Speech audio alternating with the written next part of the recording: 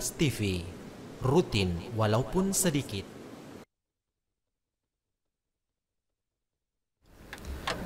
Bismillahirrahmanirrahim. Assalamualaikum warahmatullahi wabarakatuh. Pemirsa Ruas TV yang dimuliakan Allah Subhanahu wa taala. Kembali kita dalam kesempatan yang mulia ini kita memuji Allah Subhanahu wa taala atas taufik dan inayah yang diberikan Allah Subhanahu wa taala kepada kita semua, sehingga kita bisa kembali melanjutkan pembahasan dan pelajaran kita seputar sejarah kodifikasi hukum Islam. Pun sholawat dan salam kita senantiasa kita kirimkan untuk Sayyiduna Muhammad sallallahu alaihi wasallam, ya, yang karena andil beliaulah, saham beliaulah, sehingga hidayah ini bisa sampai kepada kita semua. Bersama Ustadz kita pada kesempatan kali ini, Ustadz Ayub Subandi LC MAG. Semoga Allah menjaga beliau. Kembali akan melanjutkan pembahasan kita tentang mazhab, ya, di dalam hukum Islam, di dalam fiqh. Terutama kita masih berada dalam pembahasan mazhab yang tertua, ya, dalam fikih Islam, atau dari 4 mazhab yang ada, yaitu tokoh muassisnya Abu Hanifah rahmatullahi alaih. Gimana kabar Ustaz? Alhamdulillah. Ya. Antum sehat Ustaz? Ya, alhamdulillah. Untuk lebih banyak kita mengambil istifadah dari beliau, maka langsung saja kita persilahkan kepada Ustadz Ayub Subandi untuk memaparkan seputar Abu Hanifah dan madhabnya. Silakan Ustadz. Bismillahirrahmanirrahim. Alhamdulillahi wa kafa wa sallallahu wa sallama mubarak ala nabiyina Mustafa wa ala alihi wa ashabihi al-mustakmilina syarafa, amma ba'd.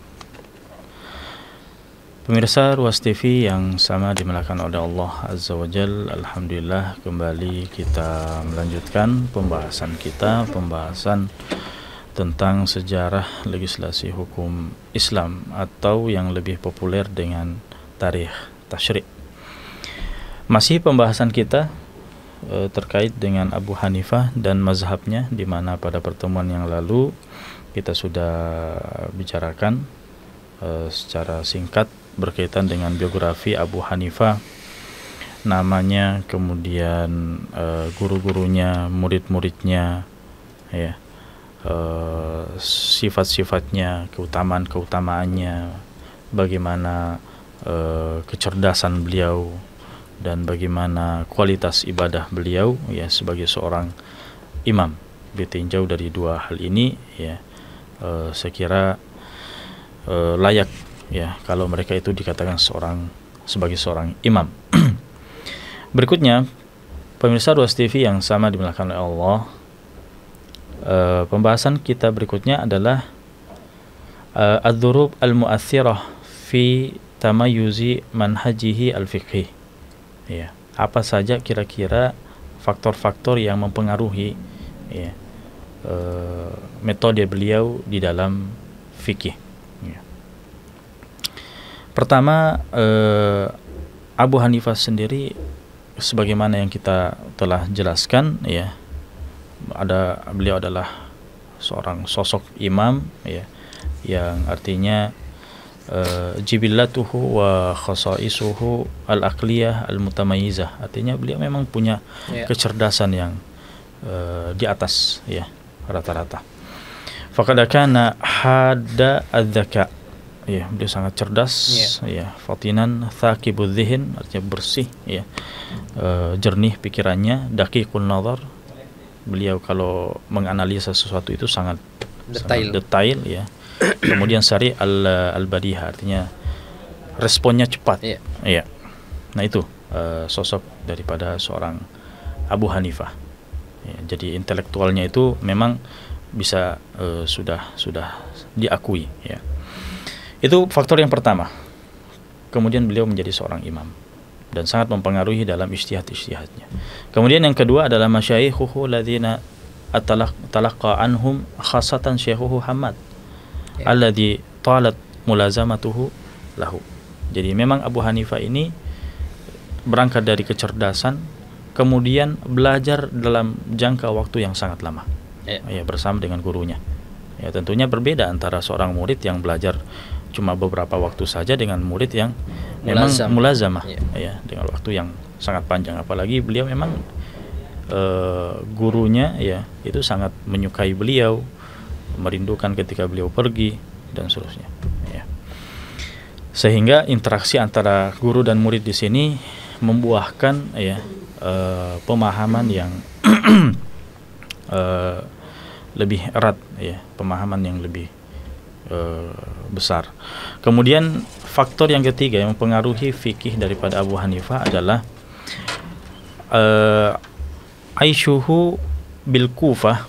Beliau tinggal di Kufah allati ta'addadat fiha al-firaq wal ajnas. Ya, memang di sana beragam, ya. Kelompok itu beragam, kemudian jenis-jenis pemikiran itu ada. Ya. Mungkin dari sisi yang lain mungkin ada sisi negatifnya, ya, tapi di sisi yang lain ada sisi positifnya. Artinya beda seseorang itu mempelajari sesuatu yang tidak ada, ya, dengan orang yang mempelajari sesuatu dan mengalaminya langsung. Dia mendapatkan tantangannya, Ustaz, ya. Sebagaimana kata orang, pelaut ulung itu lahir dari ombak yang deras. Betul. Ombak yang kuat. Saya jadi teringat sebuah restoran yang menyebutkan laisa man dzaka kaman sami'a. Tidak, orang yang cuma mendengar, betul. Tidak sebagaimana orang yang mengecap langsung makanannya. Betul. Nah, seperti itulah kira-kira sosok Abu Hanifah. Beliau hidup di zaman yang memang beliau lihat langsung pemikiran-pemikiran itu, sehingga sangat mengetahui seluk-beluk daripada pemikiran itu dan bisa berbicara sekaligus membantah jika ada hal-hal yang negatif. Kemudian di Kufah juga terkenal wakilatul hadithi biha. Jadi penyebaran hadis di Kufah itu bisa dikatakan sedikit, ya, binisbati lil Hijaz. Kalau dibandingkan dengan Hijaz, ya, Mekah, Madinah yang memang pusat penyebaran hadis pada saat itu. Beda dengan Kufah. Sebenarnya Kufah itu banyak hadis tersebar. Cuma jika dibandingkan dengan Hijaz, ya, dia tergolong sedikit. Belum lagi ma'afushuwil kadhib, ya, tersebar hadis-hadis yang dipalsukan, ya, orang-orang yang berdusta di sana. Nah, oleh sebab itu ini juga yang menjadi pengaruh, ya, kenapa sosok Abu Hanifah, begitu juga dengan ulama-ulama yang ada di Kufah secara umum, itu sangat berhati-hati menerima hadis. Jadi penyebarannya sudah sedikit, ditambah lagi kehati-hatian yang tinggi. Nah,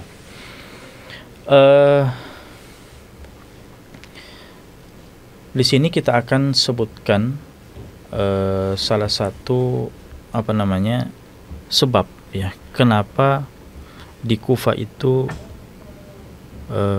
atau kenapa Abu Hanifah sendiri periwayatan hadisnya itu sedikit. Dan di sini dikisahkan langsung oleh Ibnu Khaldun, ya, dalam muqaddimahnya, di mana Ibnu Khaldun mengatakan wa qad taqawwala ba'dul mubghidina al-muta'assifina ila anna minhum man kana qalil al-bidha'ah fil hadithi falihadza qallat riwayatuh. Ya, jadi ada orang yang artinya berlebihan, ya, sampai mengatakan bahwa sosok seperti Abu Hanifah itu sedikit hadisnya, ya, kurang tidak bekalnya itu kurang, ya. Maka kata Ibnu Khaldun, ya, wala sabila ila hadzal mu'taqad fi kibaril a'immah. Artinya tidak pantas kita mengatakan seperti itu kepada para ulama, ya. Li'anna syari'ata innama tu'khad minal kitabi was sunnah. Karena syariat pada umumnya itu diambil dari Al-Qur'an dan As-Sunnah. Ya, sedangkan kita ketahui para imam-imam itu kan menjelaskan tentang syariat. Nah, apakah mereka itu menjelaskan dari kantong mereka? Tentunya mereka tetap berpegang pada Al-Quran dan Sunnah. Wa man kana qalilal bidha'a minal hadithi fayata'ayyan alaihi talabuhu wa riwayatuhu wal jiddu wat tashmiri fi dhalika liya'khudh ad-din an usulin sahihatin wa talaqqil ahkami an sahibihal muballagh laha. Artinya kalau memang orang itu kurang bekalnya, ya, maka tidak ada kata lain kecuali mencari hadis itu, ya, menuntut hadis, mempelajari hadis dan seterusnya. Nah, wa innama qallala minhum man qallala ar-riwayah li ajli al-mata'in allati ta'tariduhu fiha wal ilal allati tu'rad fi turukiha, ya, wal ilal allati ta'ridu fi turukiha. Artinya, adapun sosok seperti Abu Hanifah itu sedikit riwayatnya, karena memang hadis-hadis yang tersebar di Kufah itu ada saja, ya, ilat-ilat atau ada saja cacat ya dalam periwayatannya, ya, artinya mengakibatkan sosok Abu Hanifah itu selektif dalam memilih hadis-hadis, ya. Artinya tidak semua juga mau diterima. Nah, itu justru menunjukkan bahwa Abu Hanifah itu adalah orang yang hati-hati, orang yang sangat perhatian dalam ilmu hadis, ya. Ya, bukan orang yang asal-asalan, justru ya. Karena kehati-hatian kepahamannya akan hadis melahirkan kehati-hatian. Betul, iya. Nah, siyama wal jarh muqaddam indal aktsari fayuaddihi al-ijtihad ila tarki al-akhdhi biha. Iya. Jadi apalagi berangkat dari metode jarh wa ta'dil, ya, bahwasanya al-jarh muqaddam, artinya ketika ada hadis yang di dalamnya ada komentar ulama bahwasanya perawinya itu cacat, ya, maka itu dikedepankan. Akhirnya seperti Abu Hanifah kemudian lebih banyak berijtihad, ya, dibandingkan mengambil hadis tersebut, ya. Artinya daripada mengambil hadis-hadis tersebut yang jelas-jelas adalah palsu, ya. Tentu di sini kita akan jelaskan nanti bagaimana sebetulnya sikap Abu Hanifah dengan hadis-hadis yang dhaif, ya. Dan di sini juga kita harus bedakan antara hadis yang palsu dengan hadis yang dhaif. Iya. Iya, karena sikap itu kadang yang tidak bisa dibedakan oleh masyarakat kita. Tidak bisa membedakan yang mana yang lemah, yang mana yang palsu. Betul. Dan ini sangat erat kaitannya dengan hukum. Banyak hukum-hukum yang artinya dari berbagai sisi itu masih didukung oleh hadis-hadis yang lemah, ya. Beda dengan hadis-hadis palsu. Hadis-hadis palsu memang kita tidak bisa menjadikannya sebagai hujjah. Adapun hadis-hadis yang lemah di sebagian permasalahan itu bisa, artinya ulama-ulama hadis itu longgar di dalam. Ya. Nah, kemudian lanjut Ibnu Khaldun mengatakan wal imamu Abu Hanifah innama qallat riwayatuh lima syaddada fi syuruti riwayah. Adapun Abu Hanifah itu kenapa sampai sedikit riwayat hadisnya, karena beliau itu punya standar, standar penerimaan hadis itu yang sangat ketat, ya.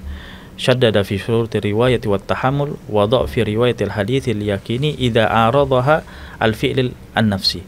Nah, ini juga salah satu metode dalam Abu Hanifah, nanti kita akan jelaskan juga di usul mazhab Hanafi, itu bahwasanya ketika hadis itu, ya, berupa qauli, ya, berupa perkataan, kemudian orang yang meriwayatkannya itu ternyata mengamalkan sesuatu yang jelas-jelas berbeda dengan apa yang diriwayatkan. Ya. Artinya dia membawa hadis qauli yang sifatnya ucapan.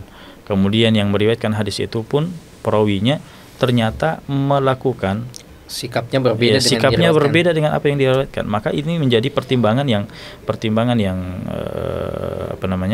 menjadi pertimbangan Abu Hanifah, bahwasanya kalau begitu mungkin hukumnya telah dihapus, menjadi nasih, sudah mansuh. Jadi itu salah satu metode dalam mazhab Abu Hanifah, ya. Jadi itu berangkat dari siapa yang meriwayatkan hadis itu, bagaimana pengamalannya. Nah, faqallat min ajliha riwayatuh faqalla hadithuhu, maka riwayatnya sedikit, akhirnya hadis-hadisnya juga sedikit Abu Hanifah. La annahu taraka riwayat al-hadis muta'ammidan fahasyahu min dzalik. Ya, jadi bukan berarti Abu Hanifah itu meninggalkan secara sengaja, tidak. Abu Hanifah itu justru, ya, ketat dalam penerimaan hadisnya. Beliau menyeleksi hadis itu dengan sangat ketat, ya, sehingga sedikit riwayatnya dan sedikit hadisnya. Fayadullu ala annahu min kibaril mujtahidina fi ilmil hadis. Ini menunjukkan bahwasanya Abu Hanifah itu adalah min kibari al-mujtahidina fi ilmi al-hadis. Ya, itamada madhhabuhu bainahum wa ta'wilu alaihi wa atibarihi raddan wa qabulan. Artinya mazhabnya itu menjadi mazhab yang dipertimbangkan, ya.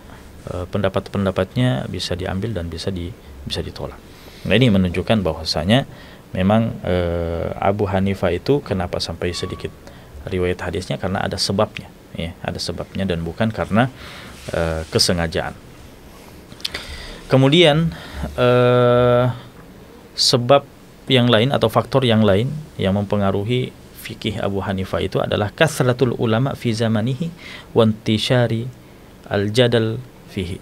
Jadi tersebarnya banyak ulama di zamannya, dan ulama-ulama tersebut ya banyak dialog, ya, melakukan banyak dialog. Nah, tentunya ilmu itu dipelajari banyak sarananya, ya. Ada membaca, ada mendengar, dan ada juga dengan sistem dialog diskusi. Ya. Maka disitulah kemudian Abu Hanifah banyak belajar dan mempengaruhi fikihnya. Wa ta'addud ad-duwal wa takatsur al-fitan, ya, belum lagi negeri yang negeri yang terbilang yang banyak, ya, artinya penyebaran Islam semakin luas, ya. Bukan cuma orang Arab lagi, artinya masuknya orang-orang selain Arab itu kan memberi pengaruh juga, ya. Mereka punya kebiasaan, mereka punya adat istiadat yang mungkin perlu dikaji lagi dalam Islam, sehingga menjadi perkara kontemporer yang muncul saat itu, yang memaksakan Abu Hanifah dan ulama-ulama yang ada di Kufah untuk beristihad lebih banyak lagi. Ya. Mungkin juga faktor politik. Betul, faktor politik. Wa takatsur al-fitan, ya, fitnah-fitnah juga terjadi di zaman itu sudah sangat banyak. Mungkin karena fitnah yang banyak itu mungkin juga, ya, yang ibarah yang mengatakan Imam Abu Hanifah murji'atul fuqaha. Bagaimana sebenarnya itu, Ustaz? Iya, apakah ini maksudnya laqab seperti ini ada sisi wajihnya atau memang sebenarnya tidak ada dasarnya? Iya. Jadi berangkat bahwasanya Abu Hanifah itu sebelum beliau masuk ke ranah fikih, ya, menjadi imam dalam fikih, beliau sebetulnya itu awalnya lebih banyak di permasalahan ilmu kalam. Artinya fikul akbarnya itu, ya. Fikul akbarnya dalam masalah akidah beliau banyak komentar di situ. Nah, kenapa beliau sampai dikatakan murji'ah fuqaha? Kenapa? Karena beliau punya komentar tentang masalah iman. Apakah iman itu bertambah atau berkurang? Nah, komentar Abu Hanifah, iman itu tidak bertambah dan tidak berkurang. Tapi di sini perlu kita ketahui, apa yang dimaksud dengan iman oleh Abu Hanifah. Apakah iman yang dimaksud oleh Abu Hanifah itu sama dengan iman yang dimaksud oleh ulama-ulama yang lain yang mengatakan al-imanu yazid wa yanqus? Nah, ternyata kalau kita lebih dalam lagi meneliti permasalahan ini, ternyata Abu Hanifah punya definisi iman, ya. Jadi iman yang dimaksud oleh Abu Hanifah itu berbeda dengan apa yang dimaksud dengan ulama yang lain. Di sini pentingnya, ya, kita harus mengetahui perkataan ulama sebagaimana sebagaimana, ya, maksud ulama itu sendiri. Artinya tidak bisa kita memahami perkataan ulama itu dengan definisi kita, ya, atau dengan definisi orang lain, dengan kacamata kita atau kacamata orang lain. Kita memahami apakah ulama itu mempunyai definisi yang khusus terhadap istilah yang beliau sebutkan. Nah, Abu Hanifah tidak. Abu Hanifah mengatakan bahwasanya aslul iman la yazid wa la yanqus. Selebihnya, ya, itulah yang yazid wa yanqus, dan itu yang dimaksud oleh ulama-ulama yang lain. Sehingga kita bisa menilai bahwa sebetulnya khilaf antara Abu Hanifah dalam masalah ini dengan ulama yang lain itu adalah khilafun lafzi. Jadi esensinya itu tidak ada perbedaan. Perbedaan pada penampakan saja. Karena apa yang dimaksud oleh Abu Hanifah berbeda dengan apa yang dimaksud oleh ulama yang lain. Jadi itu maksudnya. Baik, kita lanjutkan. Kapan Abu Hanifah meninggal dunia? Ya, Abu Hanifah meninggal dunia di tahun 150 Hijriah. Ini adalah pendapat yang paling masyhur. di tahun yang lahirnya Imam Syafi'i ya. Iya. Tahun 150 Hijriah. Bahkan Imam Abu Hanifah wafat, Imam Syafi'i lahir. Jadi Masya memang tidak estafet. Iya, tidak ketemu ya, tidak ketemu. Dan bahkan ada yang mengatakan di hari yang sama. Tapi ini ada yang mengatakan seperti itu, tapi ini perlu ditahqiq lagi, perlu ditelusuri lebih jauh lagi. Dan umur beliau mencapai 70 tahun. Masya Allah. Dan sangat banyak ulama yang hadir untuk menyolatinya, bahkan wasulliya alaihi iddata marrat li syiddati zihab. Masya Allah. Jadi jenazahnya itu disolati ya. Saking padatnya ya. Padat sampai bergelombang-gelombang. Iya. Ya, ada gelombang 1, gelombang 2, gelombang 3. Ya. Wadufina bi Baghdad bi maqbarati al-Khayzaran. Jadi beliau di Irak ya, di Baghdad. Dikuburkan di Baghdad. Ya. Nah, itulah sekilas tentang sosok ya Abu Hanifah. Iya, ini ada pertanyaan Ustadz dari pemirsa. Iya. Apakah saat Imam Abu Hanifah hidup dan mengajar itu mazhab-mazhabnya sudah mazhab beliau, ajaran-ajaran beliau itu sudah tersebar ke negeri yang lain, ataukah memang hanya fokus di Irak saja saat itu, ataukah sudah mulai tersebar? Baik. Ya.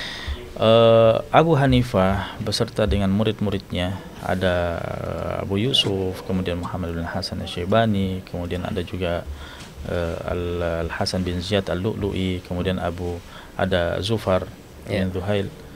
Sebetulnya di masa hidupnya Abu Hanifah itu masih fokus di Irak. Di Irak ya. Jadi belum tersebar. Penyebarannya itu nanti pada murid-muridnya, dan penyebarannya itu di 2 jalur. Pertama di buku-bukunya yang ditulis oleh Muhammad bin Hasan Syaibani. Ada kitabnya Al-Asl ya, diberi judul Al-Asl. Sebetulnya Al-Asl ini ada 5 kitab di dalam, dikumpulkan jadi satu. Kemudian tersebar juga mazhab Abu Hanifah ini melalui pengadilan. Ya, pengadilan di mana Abu Yusuf sendiri sebagai seorang qadil qudha itu mengangkat qadhi-qadhi yang bermazhab yang semazhab dengannya, sehingga penyebarannya di 2 jalur itu. Nah, jadi memang muridlah di sini yang berperan dalam penyebaran mazhabnya. Adapun ketika masih hidup ya, bahkan semua mazhab ya, mulai Abu Hanifah, Imam Malik, Imam Syafi'i dan Imam Ahmad di masa hidupnya mereka itu belum terlalu tersebar. Iya, belum. Artinya bahkan mereka sendiri tidak mengaku bahwasanya dirinya itu adalah seorang imam mazhab yang akan menyebarkan, tidak. Nah, itu semua adalah peran daripada murid-murid. Ya. Di awal kita sudah jelaskan bahwa kenapa sampai punah mazhab-mazhab yang lainnya, karena faktor murid itu. Iya. Ya. Nah, di sini ada kisah yang sangat bagus, Ustaz, mungkin kita angkat berkaitan dengan kemarin kita jelaskan bahwasanya Abu Hanifah ini sangat tinggi sifat wara'nya. Iya. Iya. Di antara sifat wara'nya itu adalah beliau menolak menjadi seorang hakim. Iya.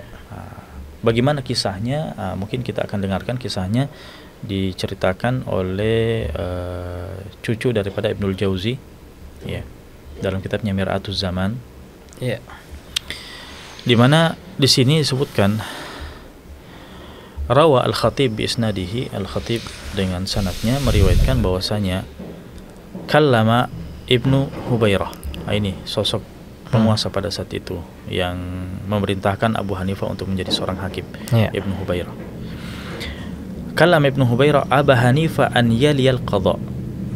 Ya, jadi diperintahkan untuk mengambil pangkat ya, atau mengambil jabatan ya, kehakiman. Fa Abu Hanifah tidak mau. Fa darabahu mi'ata sautin wa asyarata aswaq. Dipukul 110. Ya, 110 cambukan. Kulla yaumin asyarah. Setiap hari 10. Berarti berapa hari itu? 11 hari berarti. Ya, 11 hari. Wa kana Ibnu Hubairah amil Bani Umayyah alal Iraq. Ya, jadi memang beliau ini adalah seorang mungkin gubernur ya. Iya, perpanjang tangannya khalifah di Irak. Di Irak, ya. Qala Abu Bakar bin Ayyash wa kana dzalika fi ayyamin baridah. Ya, itu musim waktu saat itu musim adalah dingin. musim dingin. Thumma quyida bi athqalil hadid. Beliau diikat dengan besi yang sangat berat, ya, wahubis, dan di penjara. Ya, mungkin kayak itu ya, yang kakinya itu di ikat, dengan besi yang berat. Artinya tidak bisa lari. Qala al-Khatib mengatakan bahwa faja'athu ummuhu, datang ibunya. Masyaallah. Ya, ternyata ibunya masih hidup pada saat itu. Faqalat, ibunya mengatakan, ya Nu'man, wahai Nu'man, ya namanya Nu'man, inna ilman afadaka ad-darb. Ya, sungguhnya ilmu ini menyebabkan kamu dipukul. Ya. Wal habs, di penjara. La hakikun bika an tanfira anhu, artinya lepaskan saja ilmu itu. Artinya karena ilmumu itulah kamu seperti ini nasibmu. Musibah. Iya. Artinya lepaskan saja. Iya.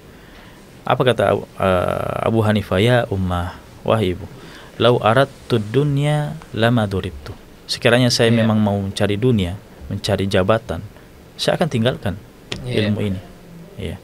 Artinya saya tidak akan dipukul, saya tidak akan disambuk seperti ini. Dia terima saja jabatan itu. Iya. Walakin aradtu wajhallah wa siyanatal ilm.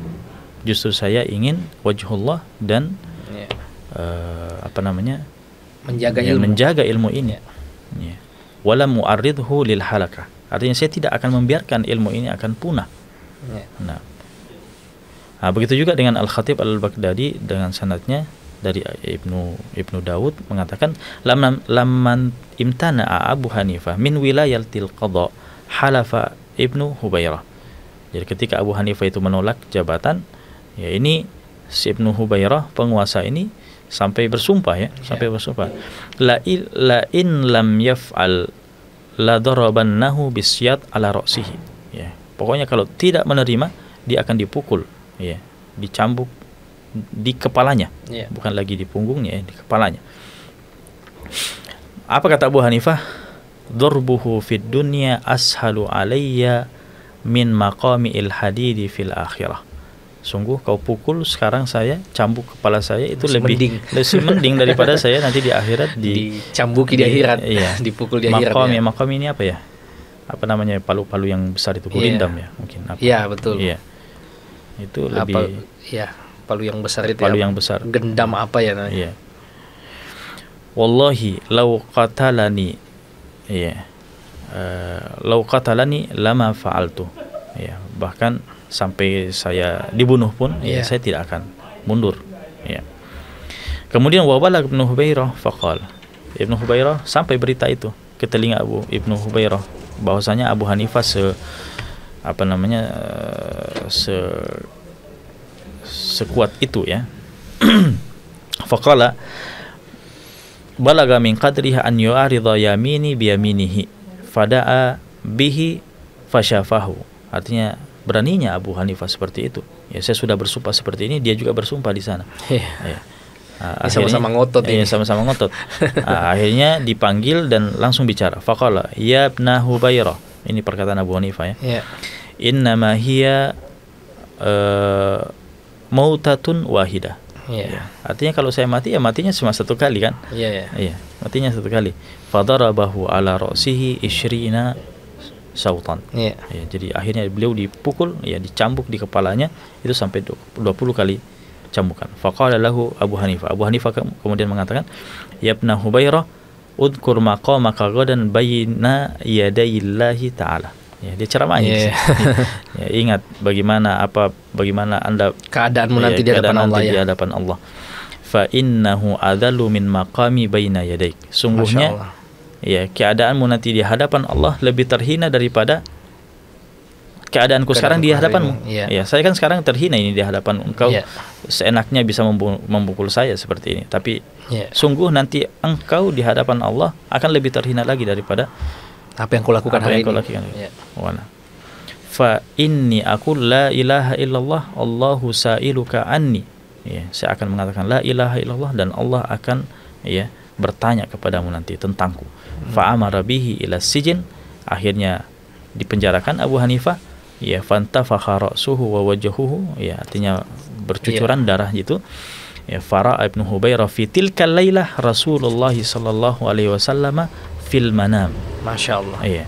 Akhirnya malamnya itu Ibnu Hubairah mimpi ya, ketemu Rasulullah sallallahu alaihi wasallam. Apa yang dilakukan? Wa huwa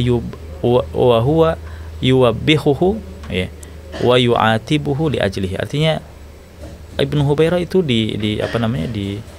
dimarahi ya, seperti itu, dimarahi, kemudian dicela oleh Rasulullah sallallahu alaihi wasallam. Kenapa? Karena telah menghukumi Abu Hanifah. Fastahdarahu wastahallahu wa atlaqah. Besoknya langsung dibebaskan Abu Hanifah. Ya. Jadi itulah sosok Abu Hanifah ya, seorang yang mempertahankan prinsipnya ya demi menjaga agamanya. Kemudian dalam riwayat yang lain, rawal Khatib anna Abu Hanifah kana yakhruju kulla yaumin fayudrab. Setiap hari keluar dipukul.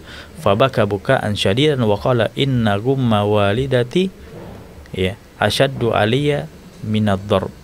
Masyaallah. Iya. Artinya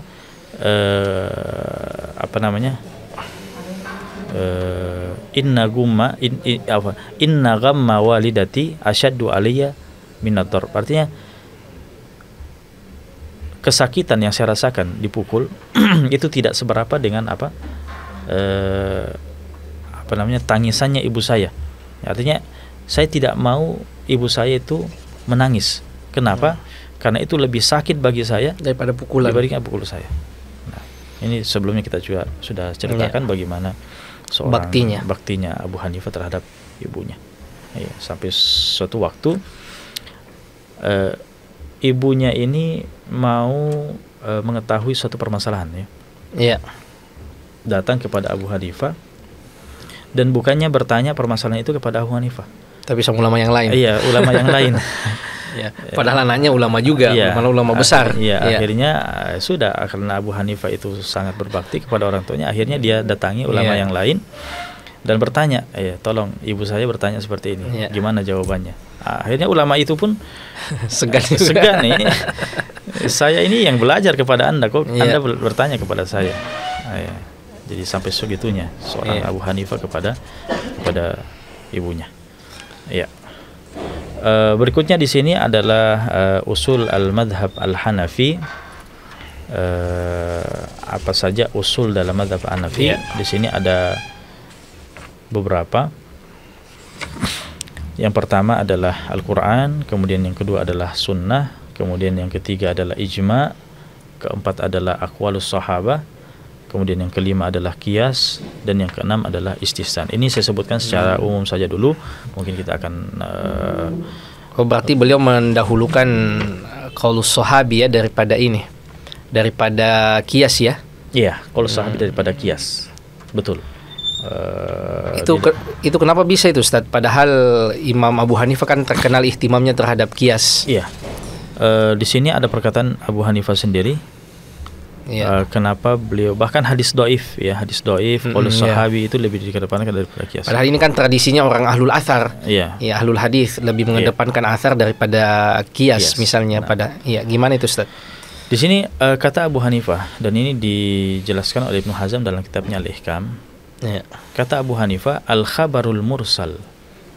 Kabar mursal itu adalah suatu riwayat yang seorang tabi'in menyandarkannya kepada Nabi SAW. Loncat melewati sahabat. Sedangkan mursal itu kan bagian daripada dhaif. Kenapa mursal itu bagian daripada dhaif? Karena memang antara tabi'in itu dengan Nabi SAW tidak ada yang bisa menjamin. Sekiranya memang antara tabi'in itu dengan Nabi SAW, sekiranya di situ adalah sahabat, jelas adalah seorang sahabat, itu tidak masalah. Kenapa? Karena tidak diketahuinya sosok sahabat antara tabi'in dan Nabi SAW itu la yadur, artinya tidak membahayakan. Kenapa? Karena kullu sahabat udul. Semua sahabat itu adalah adil, artinya tidak dipertanyakan lagi. Kalau memang sudah dipastikan di situ adalah seorang meskipun sahabat. Mungkin mubham. Yang penting sahabat ada, yang penting ada ada yang menyalurkan dari Rasulullah ke tabi'in. Artinya walaupun tidak diketahui namanya siapa, jadinya sahabat, maka sudah diterima. Cuma masalahnya tidak selamanya tabi'in itu meriwayatkan langsung dari sahabat. ternyata ada tabi'in meriwayatkan dari tabi'in yang lain. Ya, yang tabi'in, iya. Iya. Bahkan misalnya dalam Sunan Nasai sendiri itu sampai 5 orang tabi'in berentetan. Sesama tabi'in. Sesama tabi'in. Meriwayatkan dari tabi'in yang ini. Nah, ketika sudah sampai pada derajat tabi'in, itu kita harus mengetahui bagaimana kualitas ya tabi'in tersebut. Ya. Apakah dia thiqah atau tidak? Ya, dari segi periwayatan ya. Nah, oleh sebab itu kenapa para ulama hadis itu menjadikan hadis mursal itu sebagai bagian daripada hadis yang dhaif. Itu sebabnya ya. Nah, maka di sini Abu Hanifah mengatakan wal mursalu al khabarul mursal wad dhaifu an Rasulillah sallallahu alaihi wasallam. Jadi mursal dhaif pun ya dari Rasulullah sallallahu alaihi wasallam aula minal qiyas. Itu lebih dikedepankan daripada qiyas. Nah, kemudian wariwayatu anis sahibi, riwayat dari seorang sahabat alladzi la yu'raf lahu mukhalif minhum. La yu'raf lahu mukhalif, tidak ada yang menyelisihi, tidak ada menyelisihi sahabat tersebut dari aula minal qiyas. Itu lebih dikedepankan dari qiyas. Ya, jadi maksud daripada perkataan sahabat di sini adalah perkataan sahabat yang bisa dikatakan ijma' sukuti di kalangan mereka. Iya, karena tidak ada yang menyelisihi. Tidak ada menyelisihi. Ya. Beda halnya kalau dia adalah qaul sahabi, kemudian dia adalah perkara mukhtalafun fihi antara sahabat. Mungkin jadinya mazhab sahabat. Iya. Mungkin itu beda lagi. Penerimaannya dalam mazhab Abu Hanifah. Nah, di sini saya belum akan menjelaskan secara rinci, tapi secara umum kita harus ketahui bahwasanya setiap mazhab ini punya usul. Ya, usul inilah yang menjadi metode ijtihad daripada para imam, ya, imam-imam ini dan ulama-ulama yang ada di mazhabnya. Ya. Ini pondasinya mazhab lah istilahnya. Mazhab. Dan disinilah sebetulnya perbedaan antara mazhab-mazhab itu. Mazhab Abu Hanifah itu punya usul, kemudian mazhab Malik begitu juga, lebih banyak malah mazhab Imam Syafi'i, mazhab Imam Ahmad, masing-masing punya usul. Ya. Dan secara khusus mazhab Abu Hanifah ini punya usul yang jauh berbeda dibandingkan yang lainnya. Ya, kenapa? Karena istilahnya mereka ini usulnya itu belakangan. Ya, fikihnya lebih dahulu, kemudian usulnya belakangan. Takhriju al-usul alal furu'. Ya, beda kalau jumhur ulama, mayoritas ulama usul itu dulu ya. Ya, usulnya dulu, kemudian baru fikihnya, cabangnya. Nah, oleh sebab itu perbedaan ya, misalnya dalam mazhab Syafi'i, perbedaan yang sangat signifikan dengan mazhab Syafi'i itu adalah mazhab Abu Hanifah. Ya, makanya banyak ulama yang menulis buku-buku ya, perbedaan antara dua mazhab itu saja. Ya, mazhab Syafi'i dengan mazhab Abu Hanifah. Ya. Kenapa? Karena memang usulnya yang berbeda.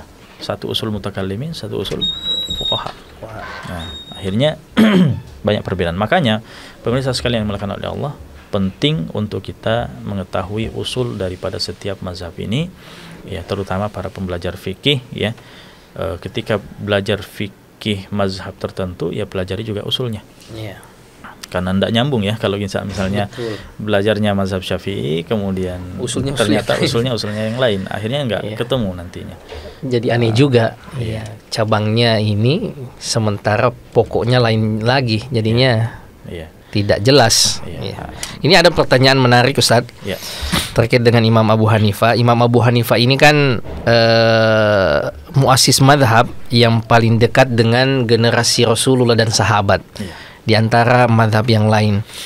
Apakah bisa diasumsikan semakin besar, semakin dekat seseorang tokoh dengan kehidupan sahabat atau masa sahabat, itu juga bisa diasumsikan semakin besar peluang untuk benar ilmunya. Iya, maka apakah ini bisa kita juga hukumi pada Imam Abu Hanifah? Nah, ini yang menjadi keistimewaannya dibanding a'immah yang lain. Karena ia yang paling dekat masanya dengan sahabat, potensinya untuk kebenaran ilmunya itu semakin besar. Ya, ini ada tanggapan dari pemirsa Ustaz. Iya. Menarik pertanyaannya. apakah hal itu menjadi pertimbangan bahwasanya kalau begitu ya Abu Hanifah yang lebih berpotensi untuk lebih besar, lebih benar, lebih benar daripada ulama-ulama yang lain. Sebetulnya kalau kita memahami permasalahan ini dengan kompleks tidak sesimpel itu, tidak sesimpel itu. Kenapa? Karena sahabat yang dekat dengan Abu Hanifah itu adalah sebagian sahabat, artinya tidak semuanya. Artinya gini. Ditambah lagi tempat Abu Hanifah bukan di tempat yang banyak sahabat. Betul. Itu lagi yang jadi masalah. Karena kalau kita jadikan itu sebagai alasan, ya sebenarnya ulama-ulama yang lain ada seperti itu alasan-alasan seperti itu bisa ditarik. Belum lagi jumlah sahabat yang ditemui Abu Hanifah mungkin lebih dekat kepadanya sebagian sahabat saja dibandingkan ulama-ulama yang lain yang hidup di Hijaz misalnya, Makkah dan Madinah itu lebih banyak lagi di sana. Betul. Artinya tidak sesimpel itu masalah ini. Masalah ini adalah masalah yang sangat kompleks yang artinya kita harus melihat dari berbagai sisinya. Akhirnya kita berkesimpulan bahwasanya 4 mazhab ini adalah 4 mazhab yang muktabar, yang sudah diakui, yang artinya layak untuk kita pelajari dan amalkan. Nah, baik pemirsa sekalian dimuliakan oleh Allah, mungkin ini pembahasan kita, dan insya Allah pada pertemuan yang akan datang kita akan jelaskan secara gamblang berkaitan dengan usul mazhab Abu Hanifah yang 6 tadi, Al-Quran, Sunnah, kemudian ijma, aqwalus sahabah, qiyas, dan istihsan. Apa yang dimaksud dengan istihsan, kemudian apa yang dimaksud dengan aqwalus sahabah, qiyas, dan seterusnya, insyaallah kita akan bahas pada pertemuan yang akan datang. Saya kembalikan kepada host. Demikianlah pemirsa yang dimuliakan Allah Subhanahu wa taala, kita mengambil inspirasi yang luar biasa dari sosok Imam Abu Hanifah, terutama tadi yang dijelaskan oleh pemateri bagaimana sifat kehati-hatian beliau, wara' beliau atau wira'i beliau, dari dunia dan jabatan. Saat dibujuk oleh ibunya untuk meninggalkan jalan ilmu, kata beliau, sekiranya yang ia inginkan adalah dunia, maka ia terima jabatan itu, tetapi yang ia kejar adalah ridho Allah Subhanahu wa taala, dan bagaimana ia menjaga dan melanggengkan ilmu ini sehingga sampai ilmu ini lestari sampai saat sekarang ini. Jarak yang demikian jauhnya, masa yang demikian panjang, ini menunjukkan bahwa mazhab ini sudah teruji sepanjang sejarah hingga kemudian masih eksis sampai sekarang ini. Insyaallah mudah-mudahan Allah memberikan kepada kita taufik, memberikan kepada kita umur sehingga bisa kita lanjutkan pelajaran kita pada kesempatan yang lain. Kepada Ustadz pemateri kita ucapkan jazakallahu khairal jaza. Demikianlah pemirsa yang dimuliakan Allah Subhanahu wa taala. Wa sallallahu ala nabiyyina Muhammad wa ala alihi wa sahbihi wasallam. Wa akhiru da'wana alhamdulillahi rabbil alamin. Wassalamualaikum warahmatullahi wabarakatuh. Waalaikumsalam.